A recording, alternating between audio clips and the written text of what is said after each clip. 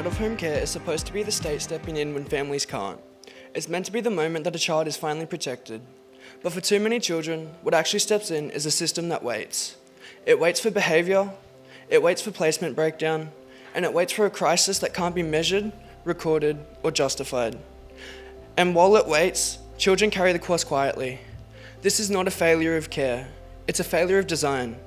Because when a system is built to react instead of prevent, harm is not unexpected, it is inevitable. I know this not because I've read reports or sat in meetings, but because I grew up in the gap between what Queensland promises and what children actually experience. When I was 10 years old, I didn't enter out-of-home care as a danger, or as a statistic, or a problem to manage. I entered as a child who had already lost his mum, lost his sense of safety, and lost any real understanding of why adults made the decisions that they did. What I needed then wasn't more assessments, it wasn't observation, and it wasn't waiting to see how I coped.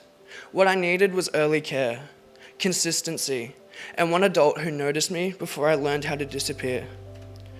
In The Boy with Her Eyes, I wrote, "I didn't fall apart loudly. I fell apart when no one was looking." That line exists because reactive systems only respond to what they can see. And at 10 years old, I was quiet. I followed rules, I didn't cause trouble.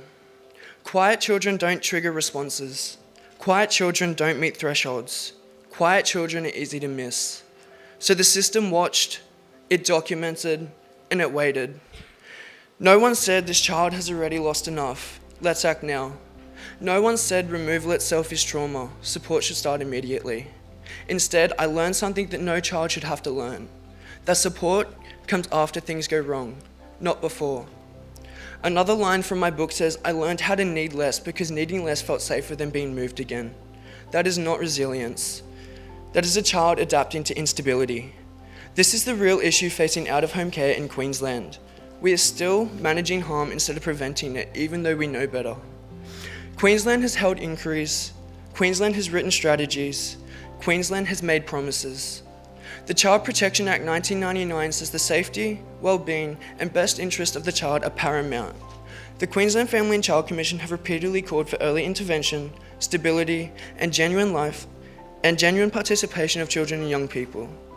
The Hope and Healing Framework acknowledges that trauma has lifelong impacts and requires early consistent support.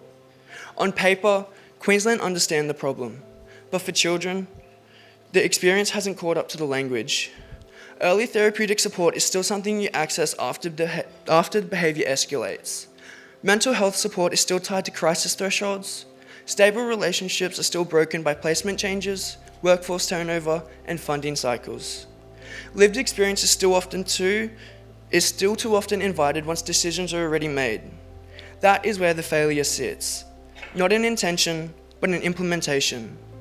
Queensland has the levers to change this right now. You control funding modules that prioritise response over prevention. You control commissioning decisions that favour short-term programs over long-term relationships. You control trauma-informed mental health support is automatic entry at care or conditional on visible breakdown. If Queensland truly honoured its commitments, every child entering care would receive funded trauma-informed therapeutic support from day one, without needing to prove that they are unwell.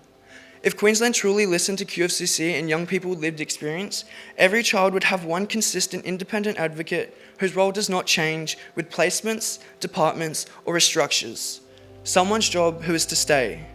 If Queensland truly believed in participation, young people with care experience would sit at the decision-making tables with authority, shaping policy, funding and evaluation, not just sharing their stories once the decisions are already locked in.